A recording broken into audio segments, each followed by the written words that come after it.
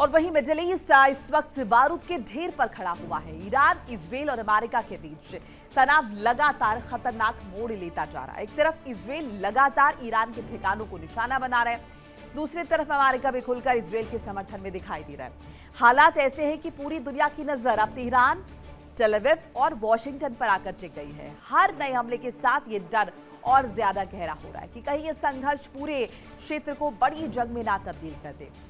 इसी बीच अमेरिकी राष्ट्रपति डोनाल्ड ट्रंप के एक बयान ने सियासी और कूटनीतिक हलचल तेज कर दी है। ट्रंप ने दावा किया कि जंग बहुत जल्द खत्म हो सकती है। उन्होंने कहा कि ईरान अब डील करने को बेताब है। साथ ही ट्रंप ने तेल की कीमतों में भारी गिरावट आने की भी बात कही है। अब सवाल ये उठ रहा है कि आखिर ट्रंप के इस बयान के पीछे रणनीति क्या है, सोच क्या है? क्या अमेरिका बैकडोर डिप्लोमेसी के जरिए कोई बड़ा समझौता कराने की कोशिश कर रहा है, या फिर ये सिर्फ दबाव की राजनीति है ताकि ईरान बातचीत की टेबल पर आने को मजबूर हो जाए? उधर ईरान लगातार ये दावा कर रहा है कि वो किसी भी दबाव में झुकने वाला नहीं है। तेहरान की तरफ से साफ कहा गया है कि अगर हमला जारी रहा तो जवाब और ज्यादा आक्रामक होगा। यानी बयानबाजी से लेकर सैन्य कार्रवाई तक दोनों तरफ तनाव चरम पर पहुंच चुका है। इजरायल भी लगातार अपने हमलों को जायज ठहरा रहा है। इजरायली सेना का कहना है कि ईरान की सैन्य परमाणु क्षमताओं को रोकना जरूरी है। इस वजह से एयर स्ट्राइक और ऑपरेशन लगातार जारी है। ट्रंप के बयान ने अब इस पूरे संघर्ष को नया राजनीतिक मोड़ दे दिया है। क्या सच में युद्ध खत्म होने की तरफ बढ़ रहा है? क्या ईरान बातचीत के लिए तैयार है? और अगर डील होती है तो उसकी शर्तें क्या होंगी? इन सभी सवालों पर आज होगी बड़ी चर्चा। मिडिल ईस्ट के महासंकट का हर अपडेट आपको दिखाएंगे और बताएंगे। साथ ही साथ हम देखेंगे कौन चला रहा है युद्ध की नई चाल, किसके पास कितना सैन्य दम है और दुनिया पर इसका कितना बड़ा इंपैक्ट जो है वो पड़ने वाला है। इस बीच अमेरिकी राष्ट्रपति डोनाल्ड ट्रंप के बयान से जुड़ी एक बड़ी खबर जो है वो सामने आ रही है। ईरान से तनाव के बीच ट्रंप का बड़ा दावा, ईरान से तनाव चल रहा है। इस बीच ट्रंप ने बड़ा दावा कर दिया है, जंग बहुत जल्द खत्म होने वाली है। ये डोनाल्ड ट्रंप ने कहा। ईरान अब डील करने को बेताब है। डोनाल्ड ट्रंप ने कहा तेल की कीमतों में भारी गिरावट जल्द देखने को मिलेगी। ट्रंप ने दावा किया कि मार्केट में तेल की सप्लाई तेजी से बढ़ेगी। ईरान से तनाव के बीच ट्रंप के बयान से हलचल तेज नजर आ रही है। अब इस बयान के पीछे क्या रणनीति है डोनाल्ड ट्रंप की? ऐसा क्या है जिसके बल पर डोनाल्ड ट्रंप ये कह रहे हैं कि जल्द ही जो जंग है वो खत्म होने वाली है, मार्केट में तेल की सप्लाई बढ़ेगी? और इसी पर ज्यादा चर्चा करने के लिए हमारे साथ मेहमानों का एक खास पैनल जुड़ चुका है। एक एक करके तारुफ करा देंगे। हमारे साथ ग्रुप कैप्टन आशीष सहाय, रिटायर्ड रक्षा विशेषज्ञ के तौर पर जुड़ रहे हैं। डॉक्टर जिताब सिंह विदेश मामलों के जानकार हैं। मनोज कुमार भू राजनीतिक विश्लेषक है और नासिर खान मेरे साथ जुड़ रहे हैं, मेरे कुलीग। आप सभी का बहुत बहुत स्वागत है। एक बार पहले सहाय साहब का रुक कर लेते। सहाय साहब, ये जो स्टेटमेंट है डोनाल्ड ट्रंप का कि बस सब जल्द ही तेल के दाम कंट्रोल हो जाएंगे और अब डील होने ही वाली है, इतने कॉन्फिडेंस से ही कहना, या फिर एक बार फिर से ये वही जो सीरीज है स्टेटमेंट्स की जो डोनाल्ड ट्रंप देते रहे साइकोलॉजिकली एक इम्पैक्ट डालने के लिए ईरान पर, या फिर वाकई इस दफा बैकडोर चैनल कुछ ऐसा हुआ है जिसका इशारा डोनाल्ड ट्रंप देने की कोशिश कर रहे हैं? मोनिका, जिस तरह से ट्रंप ने पिछले 2 महीने में वक्तव्य जारी किए हैं आधिकारिक तौर पे और डायरेक्ट मीडिया से, अब उनकी किसी भी बात पे विश्वास करना मुश्किल है। और इंडिविजुअल्स को तो छोड़ दे, इंस्टीट्यूशंस या जो कंट्रीज हैं, जो ऑयल प्रोड्यूसिंग नेशंस हैं, जो मार्केट्स हैं, उन्होंने भी अब उस तरह का फ्लक्चुएशन दिखाना बंद कर दिया जो आज से कुछ वक्त पहले यूएस प्रेसिडेंट के एक स्टेटमेंट पे जिस तरह की फ्लक्चुएशंस होते थे। हाँ, अब वो टाइमलाइन वाला कुछ अगर काम करते हैं वीकेंड पे, तो आप देखते हैं कि नए मंडे को मार्केट्स में कुछ उथल पुथल होती है।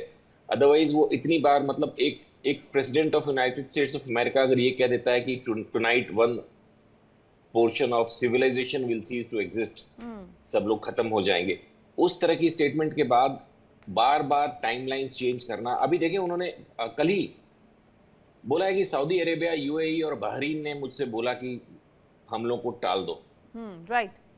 This was ridiculous.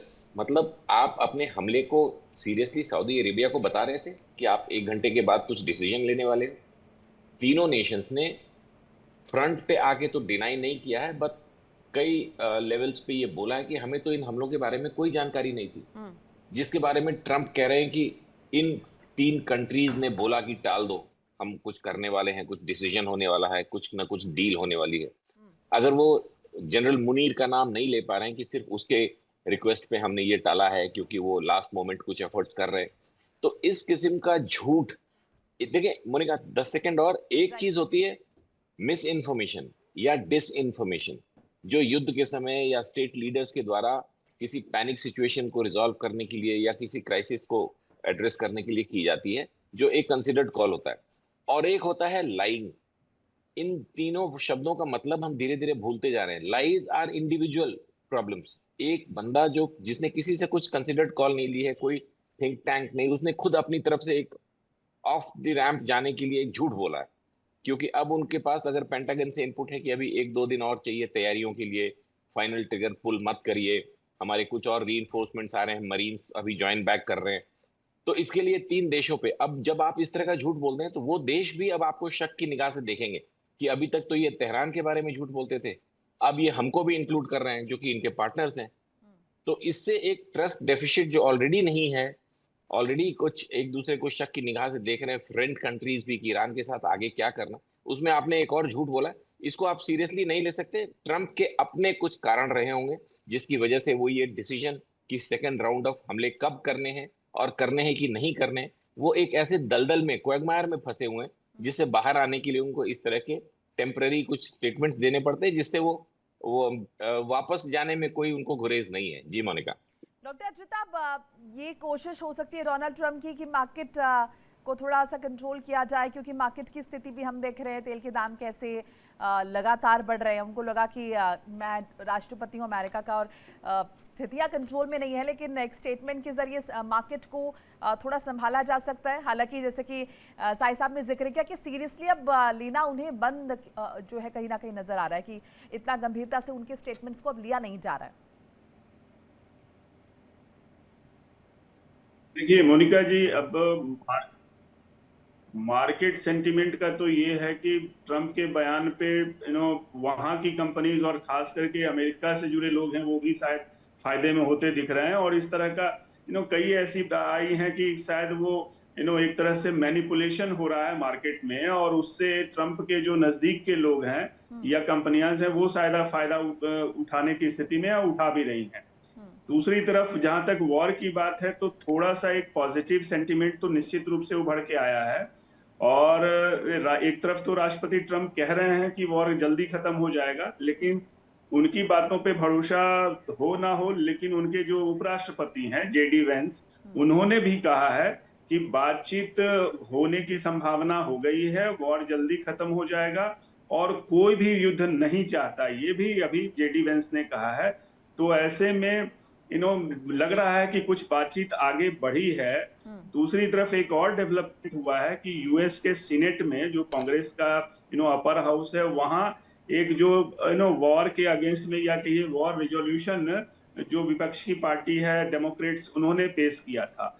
उस रिजोल्यूशन में जिसमें बेसिकली राष्ट्रपति ट्रंप की जो युद्ध से रिलेटेड शक्तियां हैं उसको कंट्रोल करने का प्रोविजन है, और ये भी है कि बिना कांग्रेस के मींस की वहां के पार्लियामेंट के अप्रूवल के वॉर नहीं हो सकता, वॉर पे नहीं जा सकते ट्रंप, ये उसमें प्रपोज्ड है।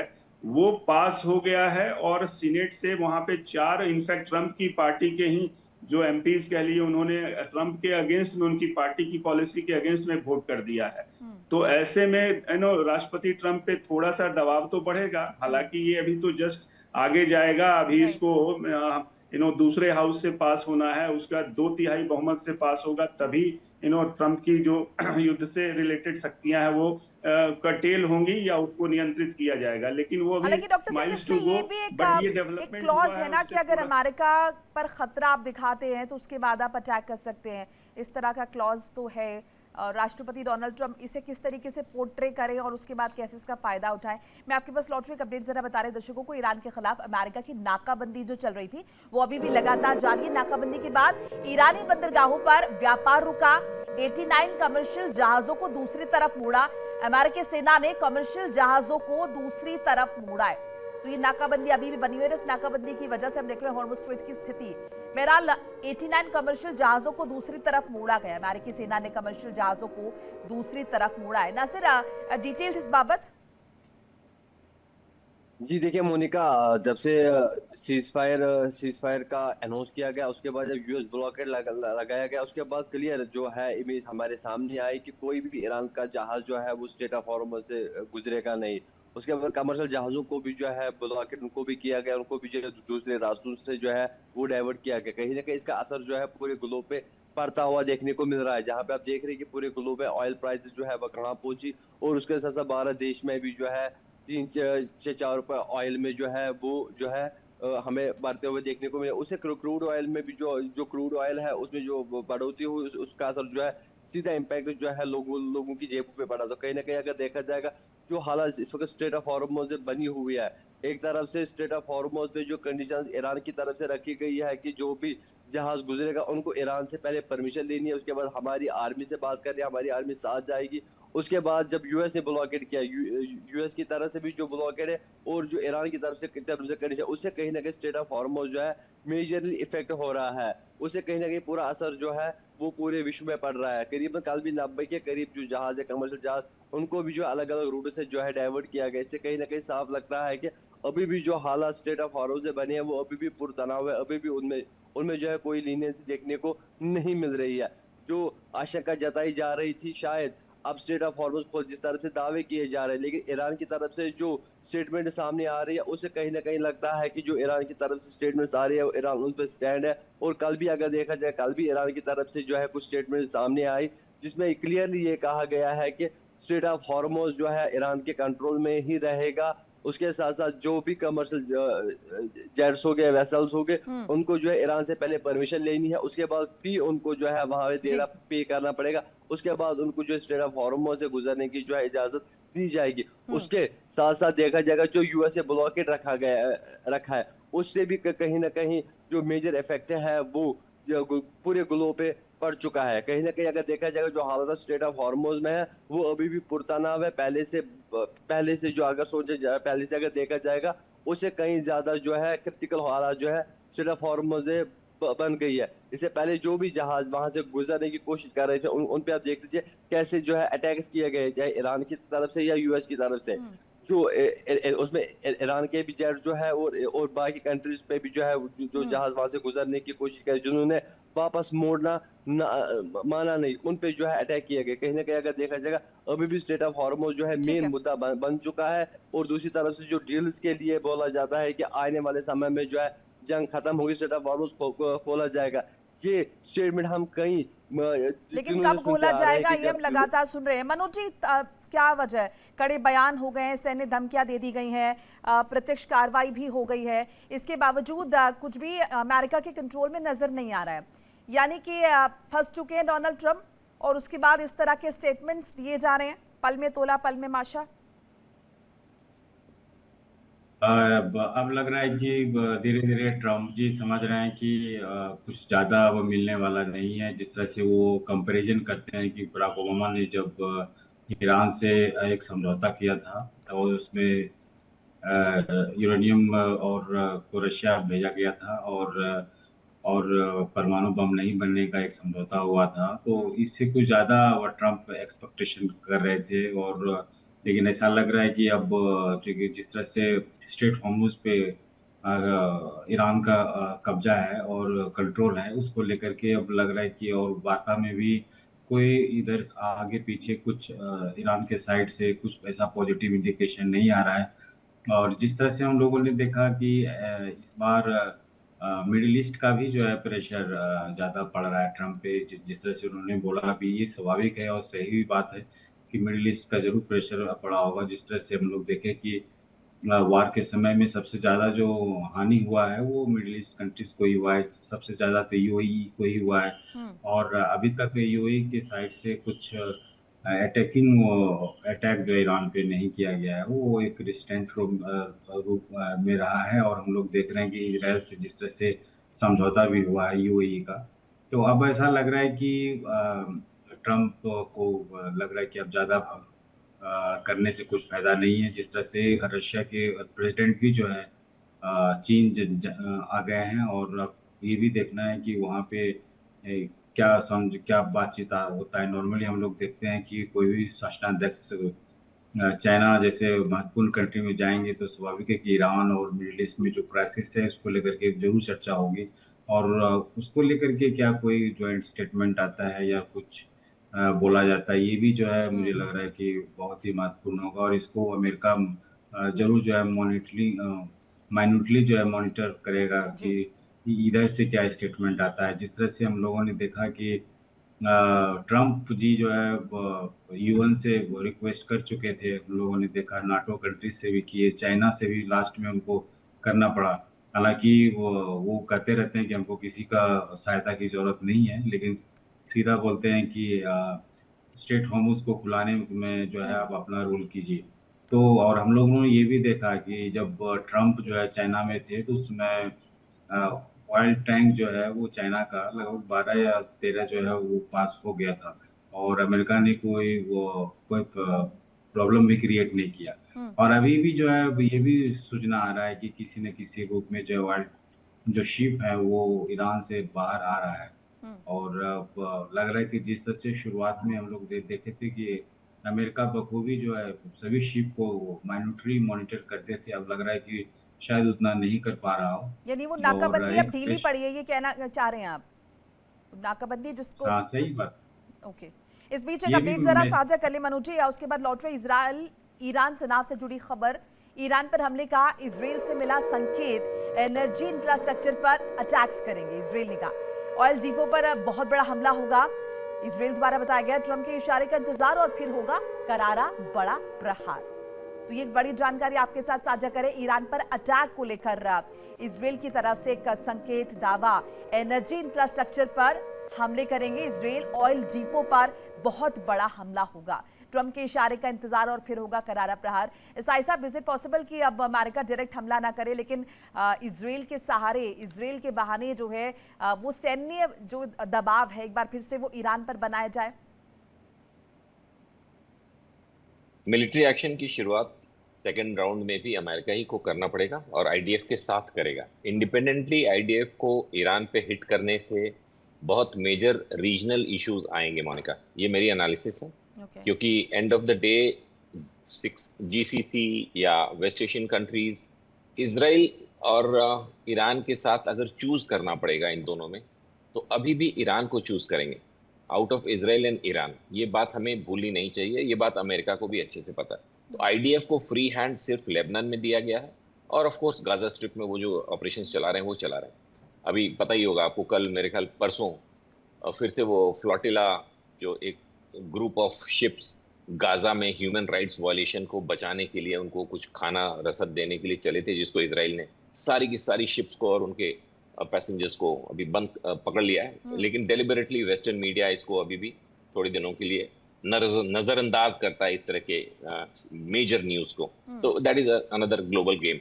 लेकिन ईरान पे पार्ट 2 अगर अटैक फेज 2 होगा तो वो अमेरिका के लीड में ही होगा और इजराइल उसमें पार्ट टेक करेगा। टारगेट्स का जहां तक सवाल है, अगर टैक्टिकल बातें करना चाहें दर्शकों की रिफ्रेशमेंट के लिए, मेंटल रिफ्रेशमेंट, तो वो प्री डिसाइडेड थे कि energy infrastructure and some other major civilian infrastructure, जो कि वॉर क्राइम के तहत माना जाता था। लेकिन आजकल एक नया ट्रेंड है मानेगा कि हम वर्ड्स को रीडिफाइन कर रहे हैं। मिलिट्री टारगेट्स क्या होते हैं? तो आज से कुछ वक्त पहले मिलिट्री टारगेट्स जो आर्मी के डायरेक्ट एक्टिव, मतलब उनके इंडस्ट्रियल प्लॉट्स या उनका गोला बारूद का स्टोर या उनके एक्टिव स्टेशंस। लेकिन अब हम सिविलियन बिजली बनाने के संयंत्रों को भी मिलिट्री टारगेट मानते हैं। क्यों? क्योंकि ये तो मिलिट्री को भी बिजली सप्लाई करते हैं।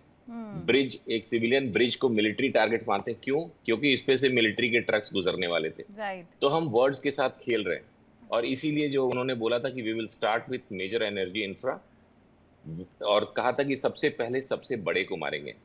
मतलब बुशहर में इनका जो एटॉमिक एनर्जी का प्लांट है वो इनके प्राइम टारगेट पे है। अगली अगर फेज ऑफ लड़ाई शुरू होगी तो वो पहले कुछ दिनों में वो हिट किया बहुत सारी जाएगा, जो साइज कि नई नई मेजर। डेफिनेशन, सीज फायर की नई डेफिनेशन, और जैसे कि आपने जिक्र किया कि एक सिविलियन एरियाज को कैसे रीडिफाइन कर रहे हैं, एनर्जी इंफ्रास्ट्रक्चर्स को कैसे रीडिफाइन किया, क्योंकि मुझे लगता है इससे पहले ये चीज़ें इनको अलग सेंस में देखते थे, कम से कम इन्हें बख्श देते थे, लेकिन अब ऐसा नहीं है। Correct.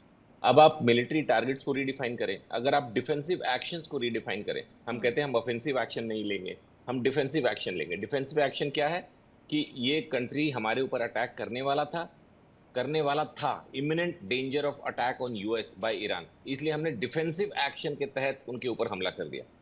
You are playing with the words, जो कि एक बहुत अनहेल्दी प्रोसेस है, क्योंकि क्लियरली डिफाइंड वर्ड्स हैं, उनमें आप नए नए मतलब लगाकर और उनका मिसयूज करें। इसीलिए ज्यादा क्लियर वर्ड्स जो इंडिया यूज करता है, जैसे no first attack, no first use of nukes, जहां क्लैरिटी ज्यादा है, जहां आप खेल नहीं सकते। तो ये मिलिट्री टारगेट्स, डिफेंसिव एक्शन, वो एक तरफ। दूसरी तरफ आपके दर्शकों के लिए मोनिका एक और इम्पोर्टेंट है कि अभी जो नाकाबंदी है वो कमजोर नहीं हुई है, वो एक स्ट्रेटेजिक मूव है यूएस का। They are letting IRGC play with other countries ships. अपना पूरा फोकस ईरान के शिप्स, ईरान फ्लैग के शिप्स और ईरानियन ऑयल पे लगा रखा है अमेरिका ने, हॉर्मुज को नाकेबंदी में। और IRGC दूसरे फ्लैग शिप्स के साथ जो कुछ भी कर रहा है उसको अमेरिका ने डेलिबरेटली अभी छोड़ा हुआ है, ताकि यूरोप को, चाइना को, इंडिया को, वो they should feel the heat, कि जब ट्रंप बार बार कह रहे हैं कि आप लोग हॉर्मुज को खुलवाइए, आपकी एनर्जी नीड्स हैं, तो उसके लिए अमेरिका ने ठेका नहीं लिया हुआ है कि आपके लोगों को भी हम IRGC से बचाएंगे। वो उन्होंने डेलिबरेटली छोड़ा हुआ कि let there be some problem, Indian ships को मारने दो, कोई अफ्रीकन शिप जा रहा मारने दो, चाइनीज शिप को अगर छोड़ रहा है तो उसको हम देख लेंगे। तो ये एक स्ट्रैटेजी का हिस्सा है, उन्होंने ईज आउट नहीं किया है, उन्होंने इस कंफ्लिक्ट को और बढ़ाने के लिए between IRGC and other Nations, ताकि इससे अमेरिका को इवेंचुअली फायदा होगा। और इसमें ये एक तरह से ठीक भी है, क्योंकि यूरोपियन यूनियन ने, खास करके इंग्लैंड और फ्रांस जिनकी नेवीज अच्छी हैं, उन्होंने एक बहुत ही बेवकूफी पूर्ण रवैया अपना रखा है कि वॉर रुकेगा तभी हम हॉर्मुज में घुसेंगे। क्यों? आपके यहाँ एनर्जी क्राइसिस नहीं है? यूनाइट द किंगडम करके वो लंदन में जो चल रहा है, ये सब बहुत डेंजरस इंडिकेशंस हैं about the future of Europe in terms of Khamenei के सोच वाले लोग अब यूरोप में इतने बढ़ गए हैं कि इन कंट्रीज के अपने control over their own immigrant citizens खत्म होते जा रहे हैं, और इनको अभी भी इनकी आंखें नहीं खुल रही है, या ये भी वो वोट बैंक की राजनीति से प्रेरित होके अपनी आंखें बंद करके बैठे हैं कि एनर्जी सप्लाई डिसरप्ट हो रही, लेकिन हम ईरान के हॉर्मुज में नहीं घुसेंगे। साहब, इसका कारण ये भी हो सकता है ना कि उन कंट्रीज को पता है कि ये युद्ध इनिशिएट किसने किया, ये हॉर्मुज पर जो क्राइसिस उत्पन्न हुआ है ये भी किसकी वजह से हुआ है। ऐसे में सीधे तौर पर उस युद्ध में शामिल होना ये कहीं ना कहीं अलग हो सकता है, उनके हिसाब से रिलेटेबल नहीं हो सकता। बिल्कुल ठीक, ये युद्ध में शामिल ना हो, अपनी शिप्स को एस्कॉर्ट करें। फ्रांस के प्रेसिडेंट ने परसों ईरानियन प्रेसिडेंट से बात करी है, इसको ये छिपा ले जाते हैं, किसी थर्ड सोर्स से आपको पता चलता है, फिर आप कोशिश करते हैं कि तेहरान में किसी से बात करके कंफर्मेशन ले लें। वो अभी भी बात खुल के नहीं कर रहे हैं, people in Tehran, all the sources. लेकिन ये बात किस मुद्दे पे हुई होगी? डेफिनेटली इस तरह की चीजें। स्टामर ने आज से करीब 1.5 महीने पहले एक कंसोर्टियम बनाया था कि इतने कंट्रीज मिलके कुछ करेंगे। Nothing is happening. इन लोगों का लीडरशिप क्राइसिस है, they are not strong leaders. वो अपने यहाँ की वो इमिग्रेंट फोर्स जो अब वोटिंग राइट्स के साथ है पिछले 10-15 सालों से, और अभी भी ये उसको एड्रेस नहीं कर पा रहे हैं। स्टामर ने जिस तरह के बयानात दिए हैं कि यूनाइट द किंगडम में हमारी पुलिस फोर्स अपने लोगों के खिलाफ एक्शन, ये बहुत डेंजरस इंडिकेशन। जी मोनिका, बिल्कुल। इस बीच एक अपडेट सर बता दें, ईरान पर टारगेट की पूरी सूची तैयार हो चुकी है, एक पूरी लिस्ट है जो तैयार की गई है। और देखिए, पेंटागन ने हमले की पूरी लिस्ट बनाई है। नई स्ट्राइक में अहम ठिकाने टारगेट है, वित्तीय सैन्य अड्डों पर बड़े हमले होंगे। इससे पहले हम देख रहे थे कि किस तरीके से ऊर्जा क्षेत्र को निशाना बनाने की बात कही जा रही थी, ऊर्जा संयंत्र को। ऐसे में वित्तीय टारगेट्स भी हैं, सैन्य अड्डे भी हैं, यहाँ पर बड़े हमले के लिए पूरी सूची बनाई गई है। डॉक्टर सिंह, एक तरफ टारगेट की सूची बनाई जा रही है, एक तरफ ये कहा जा रहा है कि ईरान अब पूरे तरीके से बेकरार है, अब कुछ बड़ा एक्शन लेने की ज़रूरत नहीं है। इन तमाम चीज़ों में बहुत ज़्यादा अगर हम देखें डिफरेंस नज़र आता है। सो बहरहाल अभी आपके हिसाब से क्या सिनारियो है? क्या ताकत और जोर आजमाइश के ज़रिए ही ये जो स्थिति है वो कंट्रोल में आएगी? देखिए मोनिका जी, कई सारी चीजें होती हैं जो डायरेक्ट दिखती हैं युद्ध का प्रभाव, और कुछ इनडायरेक्ट है। जो ईरान ने हॉर्मुज का ब्लॉकेज कर रखा है, हम्म।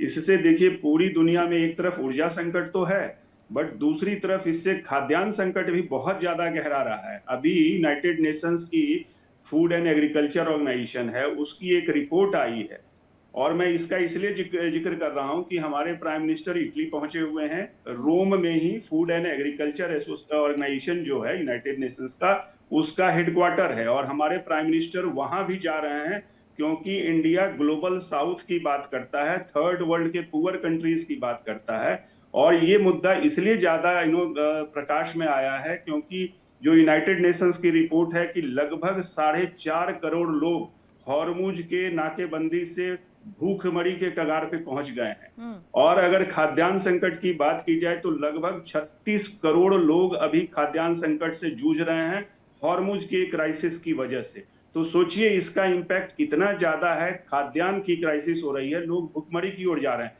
और उसका एक और कनेक्शन मैं बता दूं, जो फर्टिलाइजर का जो सप्लाई होती है, पूरा सप्लाई चेन हॉर्मुज की तरफ से बाधित हो गया है। दुनिया का 1/3 हिस्सा अगर फर्टिलाइजर की बात करें तो वो हॉर्मुज के रास्ते से जाता है, गल्फ के देश जाते देते हैं।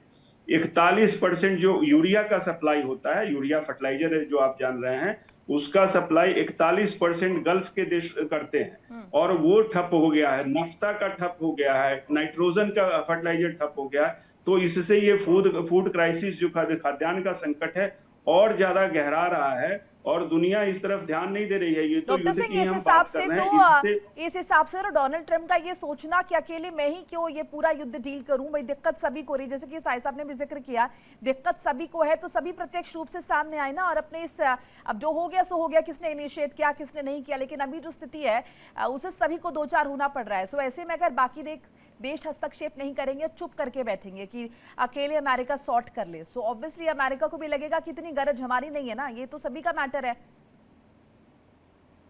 इसीलिए तो आप देखिए हमारे प्राइम मिनिस्टर जो FAO एक हेडक्वार्टर में जा रहे हैं, यूनाइटेड नेशंस में ये बात उठी है, ऐसा नहीं है, तो सारे देश इसको उठा रहे हैं। और अभी आप देख लीजिए ना, यूनाइटेड नेशंस में जो रिजोल्यूशन आया है, जो अमेरिका और बहरीन दोनों ने मिलकर दिया है, उसको गल्फ के देशों ने सपोर्ट किया है, जो principal sponsor.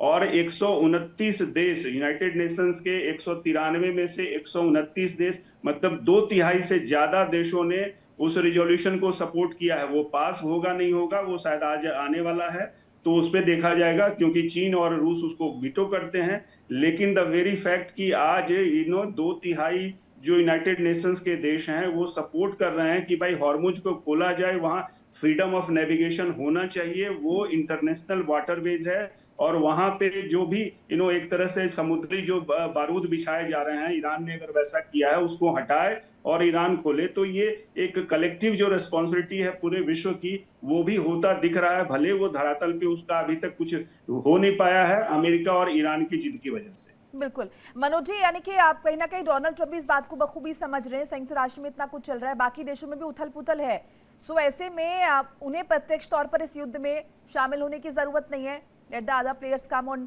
Sort the problem, और इसीलिए शायद अभी इतना ज्यादा इंतजार हो रहा है।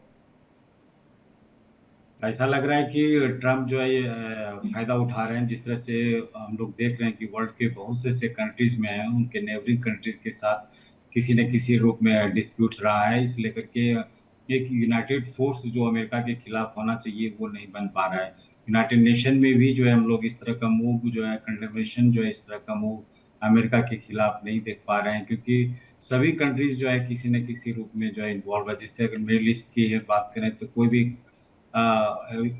ये सब कंट्रीज जो है अपने आप में यूनाइटेड नहीं है। अगर वो यूनाइटेड होते तो शायद उस एरिया में इस तरह का हमला नहीं होता। जिस तरह से हम लोग देख रहे हैं कि चाइना ताइवान में एक डिस्प्यूट चल रहा है, उसका भी अमेरिका फायदा उठाता है। जिस तरह से वहाँ पे वेपन्स को सप्लाई ये तो करता है। एक पक्ष हो गया कि अमेरिका गलत है या नहीं है, और ये दूसरा पक्ष हो गया कि जो ऊर्जा संकट, खाद्यान्न संकट विश्व भर में उत्पन्न हो रहा है, उसका निपटारा होना चाहिए। मॉरली कौन गलत है कौन सही है वो तो बाद में भी देखा जा सकता है, लेकिन अभी ये जो स्थिति है ये कैसे जो है ठीक होगी?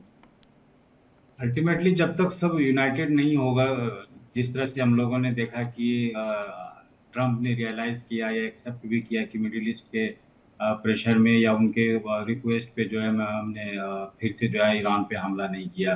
तो जब तक किसी न किसी रूप में जितने भी हमारे ग्रुप्स हैं, यूनाइटेड नेशन भी हैं और ईयू है, नाटो है और जो बायलैटरल में जैसे ब्रिक था, तो जब तक यूनाइटेड ईयू में अमेरिका पे जो है वो प्रेशर नहीं जाएगा तो फिर अमेरिका को तो कोई ज़्यादा हानि है ही नहीं। हालांकि अमेरिका वेट कर रहा है नवंबर का, खास करके ट्रम्प की वहाँ पे इलेक्शन होगा तो उसका क्या सीन होता है। अदरवाइज जब तक जो है प्रेशर ना हो तो अमेरिका वो क्यों चाहेगा कि वर्ल्ड ऑर्डर शांत रहे और उससे कुछ फर्क, तेल का दाम अगर बढ़ता है घटता है तो अमेरिका को उतना फर्क पड़ ही नहीं रहा है। हालांकि वहाँ पे इन्फ्लेशन बढ़ रहा है, लेकिन जब तक दबाव नहीं बनेगा डिफरेंट डिफरेंट कंट्रीज से, यूनियन से, तब तक जो है इसी तरह से एक लेथार्जिक अप्रोच अमेरिका का रहेगा और वो ऐसे ऐसे ही धमकाते रहेगा कि ईरान पे अब हमला करने वाले हैं, अब उनका जो भी न्यूक्लियर डील है उसको नहीं करना चाहिए। आपको, हम लोगों को सब कुछ पता है कि जो भी ईरान को देना था फरवरी 28 को लगभग ऑल द डील्स वो फाइनल हो गया था, लेकिन उसके बावजूद भी इसराइल के दबाव में आकर के उन्होंने हमला करके उन्होंने लगभग 50 आईजीआरसी के लीडरशिप को खत्म कर दिया। तो अब इसराइल के दबाव में, हालांकि इसराइल जो है बहुत सालों से कोशिश कर रहा था कि अमेरिका के जितने प्रेसिडेंट थे उस पर दबाव दिया जाए कि जी। किस तरह से जो है ईरान को कन्फाइन किया जाए, लेकिन कोई भी प्रेसिडेंट जो है अमेरिका के तैयार नहीं हुआ। लेकिन इस बार जो है समहाउ जो है ट्रम्प उनके का बहकावे में आकर के इस तरह की घटना घट गया और वर्ल्ड में उथल पुथल हम लोग देख ही रहे हैं कि किस तरह से ऑयल का प्राइस बढ़ने से कितने जो है जो स्मॉल स्मॉल कंट्रीज हैं अगर साउथ एशिया की अगर हम बात करें, श्रीलंका है, बांग्लादेश है, पाकिस्तान है, कितना इकोनॉमी नीचे जा रहा है लेकिन कोई कुछ नहीं बोल पा रहा है। पता नहीं क्या और जो बड़े मुल्क भी बेनिफिट हैं में। मनोज जी, वो भी कब तक वहन करेंगे ये जो वित्तीय बोझ पड़ रहा है इसका? ऐसे में एक सोल्यूशन तो होना चाहिए, लेकिन वो दबाव दिख नहीं रहा अंतर्राष्ट्रीय स्तर पर, भली बैठ के हो रही हैं। इस बीच एक अपडेट जरा बता रहे, अमेरिका के हमले वाले बयान पर भड़क गया ईरान।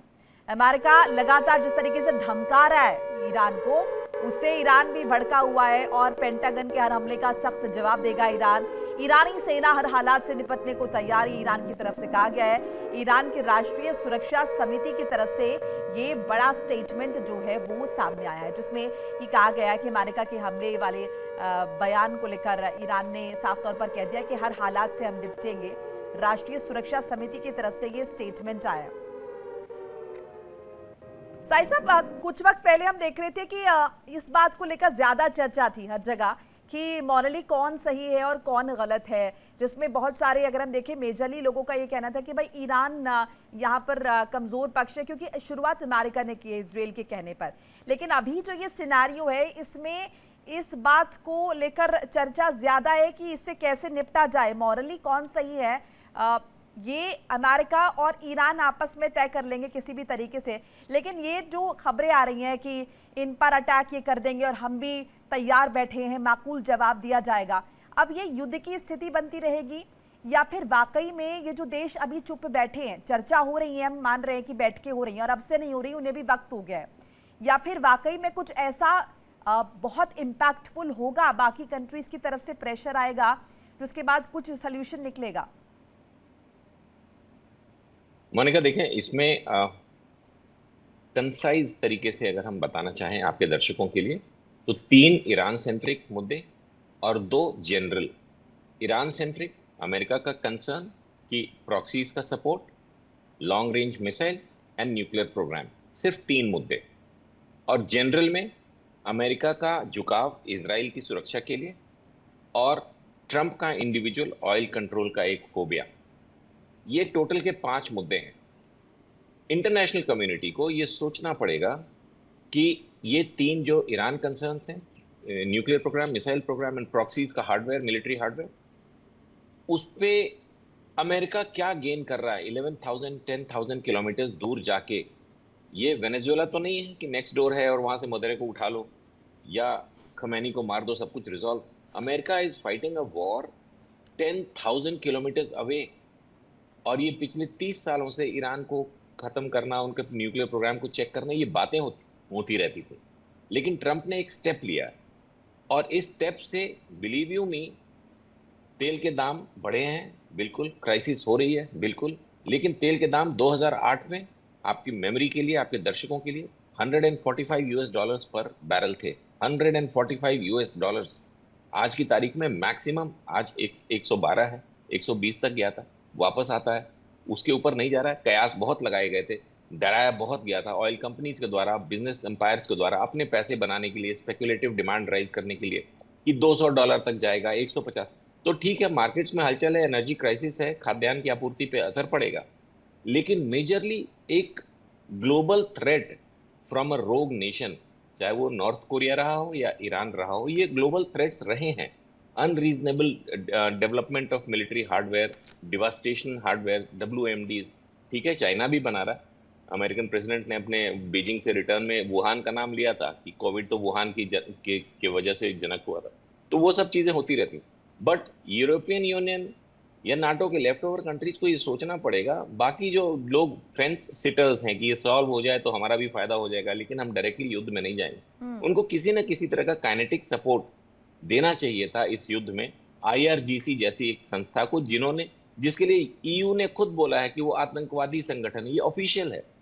और एक और correction, not correction, supplement, United Nations में जो लेटेस्ट प्रपोजल है US का, जिसको 100 से ज्यादा कंट्रीज ने सपोर्ट दिया हुआ है, लेकिन वीटो होने के चांसेस हैं, उसमें अमेरिकी नाकेबंदी का जिक्र नहीं है। अभी से ये दूसरी बार ऐसा हो रहा है कि पहले इन्होंने ईरान के द्वारा वेस्ट एशियन कंट्रीज पे हमले की निंदा की थी यूनाइटेड नेशंस में, और अब ये IRGC या ईरान के द्वारा हॉर्मुज पे स्थापित कंट्रोल की निंदा कर रहे हैं। तो हॉर्मुज पे स्थापित कंट्रोल, अमेरिकन नाकेबंदी को इस प्रपोजल से बाहर रखा गया बहुत क्लेवरली। तो ये बहुत ही कॉम्प्लेक्स नेशनल इंटरनेशनल इश्यूज हैं, लेकिन एक नजरिया होना चाहिए हर बड़े राष्ट्र का जो दमखम रखता है कि अगर कुछ एक सनकी इंसान एक रोग नेशन को बैलेंस आउट करने के लिए एक ऐसा कदम उठा रहा है जो पिछले 15, 20, 30 वर्षों में नहीं उठे, और जिनका अगले 10-15 वर्षों तक पूरी दुनिया को फायदा होने वाला है, तो उनको कुछ काइनेटिक सपोर्ट देना चाहिए था। मोनिका, इस पर डॉक्टर अजित आपका क्या टेक है? देखिए, एक तो इंटरनेशनल जहां तक कॉलिशन की बात है, वो मजबूरी हो गई है आज के डेट में, क्योंकि हॉर्मुज हमेशा से एक इंटरनेशनल वाटरवेज रहा है, और वहां पे नाकाबंदी चाहे अमेरिका की हो चाहे ईरान की हो, किसी का भी हो, ये किसी को मंजूर नहीं है। वहां टोल टैक्स कलेक्ट होगा, ये भी मंजूर नहीं है। इनफैक्ट तो अमेरिका के राष्ट्रपति ने ही आइडिया दिया था कि अमेरिका वहां से टोल कलेक्ट करेगा। दैट आइडिया वाज फ्रॉम राष्ट्रपति ट्रंप ओनली, और उसके बाद ईरान ने उसको ग्रैब किया और आज वो टोल लगाने की स्थिति में है, शायद कलेक्ट भी कर रहा है। तो इनिशिएट तो अमेरिका ने किया है, राष्ट्रपति ट्रंप की सनकीपन जो कह लीजिए, उसकी वजह से ये सारी चीजें खड़ी हुई हैं। लेकिन इसका उपाय तो देखना होगा, और इसीलिए आज 129 से ज्यादा देश, इनफैक्ट कुछ जो खबरें आई हैं 135 देश, और उसमें सिक्योरिटी काउंसिल के 2 मेंबर हैं, DRC, Democratic Republic of Congo and Somalia. इन दोनों जो अभी सिक्योरिटी काउंसिल के मेंबर हैं, क्योंकि जो रोटेशन से होता है उसके तहत चुन के आए हैं, उन दोनों ने भी सपोर्ट किया है इस रिजोल्यूशन को। पहली बार ऐसा हो रहा है कि सिक्योरिटी काउंसिल के 15 मेंबर में से भी कुछ मेंबर उसको सपोर्ट कर रहे हैं। तो निश्चित रूप से ये दिखाता है कि कितनी तबाही हुई है। इस बीच देखिए 2-3 जो अभी डेवलपमेंट चल रहा है वो भी काफी सिग्निफिकेंट है। एक तरफ तो रूस के राष्ट्रपति जो जा रहे हैं, चीन अब पहुंचे हुए हैं, उसका भी कुछ ना कुछ आउटकम होगा। देखिए, चीन और रूस के बीच कोई एकदम बहुत अच्छे रिलेशन है ऐसा भी नहीं है। रूस फंसा हुआ है यूक्रेन में, यूक्रेन वॉर को चीन जस्टिफाई करता है या सपोर्ट करता है ऐसा नहीं है, क्योंकि अगर वो खुल के आता है तो उससे यूरोप के देशों से उसकी दूरी बढ़ेगी, और ये चीन के व्यापार के लिए, चीन का जो अभी साम्राज्य है उसके लिए अच्छा नहीं होगा। तो चीन वहां भी खुल के नहीं आ रहा है, रूस को खुल के सपोर्ट यूक्रेन के मामले में वो नहीं कर रहा है। दूसरी तरफ आप देखिए कि अभी अमेरिका में 11 जून से फीफा वर्ल्ड कप होने जा रहा है। ये वर्ल्ड कप जो फुटबॉल वर्ल्ड कप है, दुनिया का सबसे बड़ा, आप कह लीजिए ओलंपिक के से अगर इसकी तुलना की जाए तो दुनिया का सबसे बड़ा sports event football world cup होता है, और ये अमेरिका में होने जा रहा है। उस पे भी खतरा हो सकता है, क्योंकि ऐसे पहले भी हो चुका है। 1972 में म्यूनिख वेस्ट जर्मनी में ओलंपिक गेम्स हुआ था, वहां पे इजराइल के खिलाड़ियों पे खेलगांव में अटैक फलस्तीन के आतंकवादियों ने किया था, और कई खिलाड़ियों की मौत हुई थी, बंधक बनाया गया था। तो अमेरिका निश्चित रूप से इस पे भी अलर्ट होगा, क्योंकि इस बार का फुटबॉल वर्ल्ड कप 48 देश उसमें भाग ले रहे हैं। पहले नॉर्मली 32 देश होते थे, और ईरान भी वहां पे जा रहा है भाग लेने। अभी उसने कंफर्म नहीं किया है उसको अमेरिका वीजा देगा नहीं देगा, कई सारी चीजें, वो भी एक विवाद का विषय है। तो और दूसरी तरफ देखिए, अभी 25 तारीख से 3-4 दिन बाद आप देख लीजिए, जो इस्लामिक पिलग्रिमेज का जो सबसे बड़ा एक कह लीजिए जिसमें 20-25 लाख लोग जाते हैं, हज, वो भी शुरू होने जा रहा है, और वो भी खाड़ी के देशों को ही सबसे ज्यादा इफेक्ट करता है। और ऐसे में उसकी सुरक्षा, ये भी एक बहुत बड़ा मुद्दा होगा, क्योंकि इस्लामिक देशों का सपोर्ट या उनका विरोध भी बहुत इस युद्ध को डिटरमाइन करता है। तो अमेरिका इन चीजों से भी वाकिफ है, और इसलिए वो चाहेगा कि जल्दी से जल्दी इस युद्ध को क्लोजअप किया जाए, नहीं तो खतरा और बढ़ सकते। ये चाह तो वो डे वन से रहा है ना, दबाव भी हम तमाम तरह के देख रहे हैं, लेकिन वो सल्यूशन नहीं निकल पा रहा। मनोज जी, आपको क्या लग रहा है, ये जो शर्तें दोनों देशों के बीच में आपस में रखी गई हैं, इनमें कोई ढील जो है बरती जाएगी? अमेरिका 2 स्टेप पीछे लेगा या ईरान की तरफ से ऐसा कुछ होगा? स्वाभाविक है कि जब समझौता होगा तो किसी न किसी, खास करके अमेरिका को ही अब पीछे हटना पड़ सकता है, क्योंकि जिस तरह से ईरान का एक वर्ल्ड वाइड में भी सपोर्ट जिस तरह से मिल रहा है। हम लोगों ने देखा कि पहली बार जो है चाइना का जो स्टेटमेंट अमेरिका के खिलाफ आया था ताइवान में, पहली बार हम लोगों ने इस तरह से सुना कि चाइना ने अमेरिका को बोल दिया कि आप ताइवान पे कुछ मत कीजिए, नहीं तो फिर रिलेशन खराब हो सकता है। तो जिस तरह से एक सरेंडर मोड में हम लोग कह सकते हैं कि ट्रम्प का जो चाइना दौरा रहा था, और हम लोग देख रहे हैं कि यूरोपियन नेशन में भी अब हम लोग देख सकते हैं कि जर्मनी ने भी जो है आलोचना किया था ट्रम्प का, जिस तरह से ईरान पे हुआ था। फ्रांस का भी स्टेटमेंट आया था।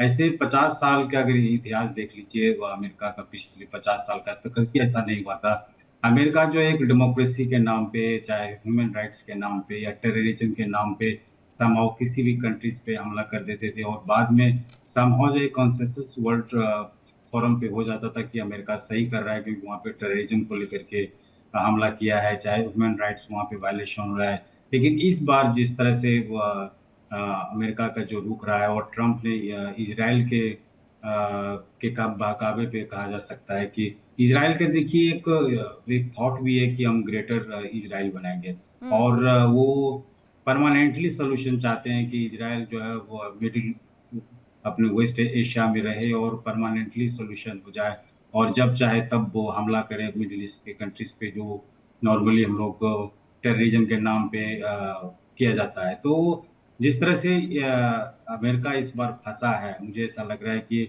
सभी कंट्रीज किसी न किसी रूप में वो सोच रहा है कि इस बार जो है अमेरिका को जो एक तानाशाही मूड में, या एक इस तरह का अमेरिका का एक दबदबा था वर्ल्ड कंट्रीज पे, अब लग रहा है कि इस बार पहली बार जो अमेरिका को पीछे हटना पड़ेगा। इसमें हम लोग ये भी देख रहे हैं कि रशिया को फायदा हो रहा है। हम लोग देखे हैं कि अमेरिका के जो प्रेसिडेंट जो है वो रशिया पे इकोनॉमिक बैन लगा देते थे, और जैसे ईरान पे भी लगा हुआ है बहुत दिनों से। तो इससे जो है अब रशिया को लग रहा है कि अभी समय है कि अमेरिका को जिस तरह से डाउन हो रहा है उससे और उसको बढ़ाया जाए, ताकि कोई भी बाद में जो है फिर से जिस तरह से हम लोगों ने देखा टैरिफ को लेकर के भी कितने कंट्रीज पे जो उन्होंने टैरिफ लगा दिया। हालांकि वहाँ के कोर्ट ने भी जो है टैरिफ को लेकर के ट्रम्प एडमिनिस्ट्रेशन का आलोचना किया था। तो अब मुझे ऐसा लग रहा है कि चाइना जिस तरह से का एक दबदबा बढ़ रहा है, जैसे वर्ल्ड 2 पावर चाइना बन गया है, और वो भी जो है अपने स्तर से वर्ल्ड को देखता है। जिस तरह से मिडिल ईस्ट कंट्रीज में हम लोगों ने देखा कि चाइना का जो इन्वेस्टमेंट है बहुत बड़ा है। तो चाइना भी जो है चाहता है कि मिडिल ईस्ट में जो इस तरह का माहौल बना हुआ है वो जल्दी खत्म हो, ताकि उनका भी जो है वर्चस्व मिडिल ईस्ट में बरकरार है। इसके लिए इनिशिएट क्या करेगा ये देखना होगा। इस बीच एक अपडेट जरा बता दें, ईरान के हुर्मुज पर शिकंजे से जुड़ी बड़ी खबर आ रही है। परमिट सिस्टम, जहाजों को ईरानी संस्था से लेनी होगी इजाजत। एक नया परमिट सिस्टम बनाया गया है। ईरान ने हुर्मुज के लिए तैयार किया है नया परमिट सिस्टम, और जहाजों को ईरानी संस्था से इजाजत लेनी होगी, जहाजों को देनी होगी हुर्मुज से गुजरने की फीस। एक नया परमिट सिस्टम तैयार किया गया जिसके तहत फीस देनी होगी। ईरान के हुर्मुज पर शिकंजे से जुड़ी बड़ी खबर आपको बता रहे। ईरान ने होर्मुज के लिए तैयार किया है नया परमिट सिस्टम और जहाजों को ईरानी संस्था से इजाजत लेनी होगी। नासिर, यानी कि अभी भी ईरान अपनी बातों पर अडिग है। होर्मुज स्ट्रेट को लेकर हम जो टोल की बात कर रहे थे या फिर हम बात कर रहे थे कि वहां से गुजरने की फीस आपको देनी होगी। बिल्कुल, देखिए मोनिका, पहले से ही ईरान अपनी बातों पे अड़ा हुआ है, चाहे वो स्ट्रेट ऑफ हॉर्मुज को लेकर हो, चाहे वो किसी डील का जो, चाहे वो टर्म्स एंड कंडीशंस उनके, उन पे वो ईरान अड़ा हुआ है। हमने कहीं नहीं देखा कि ईरान जो है कहीं पे झुक रहा है। स्ट्रेट ऑफ हॉर्मुज से पहले ही उन्होंने क्लियर किया है कि स्ट्रेट ऑफ हॉर्मुज से जो भी जहाज गुजरेगा उनको टोल टैक्स पे करना पड़ेगा, और उसके साथ साथ जो है ईरानियन अथॉरिटी से परमिशन लेनी ही पड़ेगी। ये पहले से ये बात जो है स्पष्ट उनकी तरफ से की गई है, लेकिन कल फिर से एक बार जो है ये स्टेटमेंट फिर से सामने आया कि स्ट्रेट ऑफ हॉर्मुज से जो भी जहाज गुजरेगा उनको ईरान अथॉरिटी से परमिशन लेनी होगी। उसके बाद टोल टैक्स, यानी कि आपको टोल टैक्स पे करना पड़ेगा जो भी जहाज स्ट्रेट ऑफ हॉर्मुज से गुजरेंगे। ये कहीं ना कहीं पहले से ये स्टेटमेंट से, इसमें कोई आज कोई नई बात है नहीं, पहले से ये बातें जो है की जा रही थी, और कल से फिर ऐसा स्टेटमेंट सामने आया ना, इससे कहीं ना कहीं लगता है कि साइकोलॉजिकल दबाव जो है ईरान की तरफ से भी जो है किया जाता है, और यूएसए की तरफ से ऐसी स्टेटमेंट सामने आ रही है जिससे कहीं ना कहीं एक कंट्री दूसरी कंट्री पे जो है दबाव बनाती जा रही है। लेकिन इस दबाव का कैलकुलेशन जो है कहीं सामने नहीं आ रहा है, कोई राहत जो है सामने देखने को नहीं मिल रही। जिस तरफ से पहले से ही कहा गया था कि जंग जो है 4 दिन में खत्म हो जाएगी, सीज फायर जो है वो खत्म हो जाएगा, स्ट्रेट ऑफ हॉर्मुज जो है पूरी तरह से पूरी दुनिया के लिए जो है कुछ समय के बाद ही खोला जाएगा, लेकिन वो बिल्कुल वैसा देखने को नहीं मिल रहा है जैसे स्टेटमेंट सामने आ रही है। ऑन ग्राउंड रियलिटी चेक की अगर बात करेंगे तो ऑन ग्राउंड सिचुएशन कुछ और ही है। जैसे कि स्ट्रेट ऑफ हॉर्मुज जो है पहले खोला गया था, कुछ समय के बाद ही फिर से ईरान ने उसको जो है बंद किया, उसके बाद यूएस ब्लॉकेड भी लग गया। तो कहीं ना कहीं अगर देखा जाएगा जो स्टेटमेंट दी जा रही है वो ऑन ग्राउंड कहीं दिखाई नहीं दे रही है, लेकिन जो अंदर से चल रहा है वो कुछ और है, यानी कि क्या कुछ और है और कर कुछ और है। जैसे कि ईरान के जरिए जरूर बता रहे हैं कि हम यहाँ पे किसी भी तरीके से अपना जो रुख है या रवैया है उसे नरम करने के मूड में नहीं है। साई साहब, अब ये जो ईरान की तरफ से कहा गया है कि नया परमिट सिस्टम लागू करें, क्या ये एक मैसेज है कि होर्मुज के मैटर पे तो हम कॉम्प्रोमाइज नहीं करेंगे? भागते भूत वाली बात है मोनिका। इन्होंने एक proper Persian gulf straight authority बना दी है। इनके फॉरेन सर्विसेज के कुछ लोगों के पास अभी भी लगता है बुद्धि है। इन्होंने एक formal Persian gulf straight authority बना दी है, जिसने ये सारे प्रोटोकॉल्स ऑलरेडी किताबों से इधर से उधर से कट कॉपी पेस्ट करके एक डॉक्यूमेंट तैयार किया हुआ है कि आगे से जो भी स्ट्रेट ऑफ हॉर्मुज से गुजरेगा उसको ये प्रोटोकॉल फॉलो करना पड़ेगा। ये जो इन्होंने ओमान के साथ 2 महीने पहले बात करके कोशिश की थी कि एक तरफ ओमान है एक तरफ ईरान है और बीच में वो पतली सी गली है, तो इसको इन्होंने ये भी प्रपोजल रखा था ओमान के पास, उसको पब्लिक नहीं किया और ओमान ने भी उसके बारे में कुछ ज्यादा डिटेल्स नहीं बताए, लेकिन उन्होंने आउटराइटली रिजेक्ट कर दिया था कि ये collection of money and all Oman नहीं करेगा। तो इन्होंने पीजीएसए बना दिया और जिसमें ज्यादातर clauses UN clause, United Nations Convention on Law of Sea का वायलेशन है। 10-20 सेकंड दीजिए, मुझे पता टाइम खत्म हो रहा होगा। ये यूएन क्लॉज में लिखा हुआ है कि जहां भी ऐसे स्ट्रेट्स हैं, ऐसे जल डबरू मध्य हैं जहां दोनों तरफ लैंड है किसी कंट्री का और टेक्निकली 12 माइल से ज्यादा है, मतलब वहां से कोई भी जहाज अगर गुजरेगा तो ईरान के ही वाटर से गुजर रहा है, लेकिन इंटरनेशनल शिपिंग के लिए उसको ईरान नहीं रोक सकता है। इसी को वॉयलेट कर रहा है इनका जो अथॉरिटी बना है और इसी के लिए आगे चर्चा होती रहेगी, जिसके लिए अमेरिका भी प्रयासरत है, यूनाइटेड नेशंस भी प्रयासरत है। मोनिका, बिल्कुल, ईरान की सैन्य क्षमता से जुड़ी खबर आपको बता रहे हैं। पश्चिमी मीडिया के हवाले से ईरान ने सीजफायर के दौरान मजबूत की अपनी ताकत, बैलिस्टिक मिसाइल साइट्स को दोबारा तैयार किया है, मोबाइल लॉन्चर्स को दूसरी जगह भेजा है। ये मीडिया रिपोर्ट्स है। ईरान के सैन्य क्षमता से जुड़ा अपडेट आपको बता रहे हैं। बैलिस्टिक मिसाइल को लेकर साइट्स को दोबारा तैयार किया गया है, तो सैन्य क्षमता भी अपनी बहाल की जा रही है, मजबूत की जा रही है। स्टेटमेंट्स भी हम लगातार देख रहे हैं। किसका रवैया कमजोर हुआ है, क्योंकि ईरान भी इसे लेकर लगातार स्टेटमेंट्स दे रहा है और अमेरिका भी लगातार ये कह रहा है कि ईरान घुटनों पर आ गया है। बहरहाल घटनाक्रम तेजी से बदल रहा है। आप सभी का बहुत बहुत शुक्रिया हमारे साथ जुड़ने के लिए, अपनी कीमती राय साझा करने के लिए इंडिया डेली के माध्यम से। एक छोटा सा ब्रेक लेना होगा। देखिए इंडिया डेली 24/7 अब आपके स्मार्ट टीवी पर। इंडिया डेली मौजूद है सभी डिजिटल प्लेटफॉर्म पर लाइव और लगातार। इंडिया डेली 24/7 हर दिन राष्ट्र को समर्पित।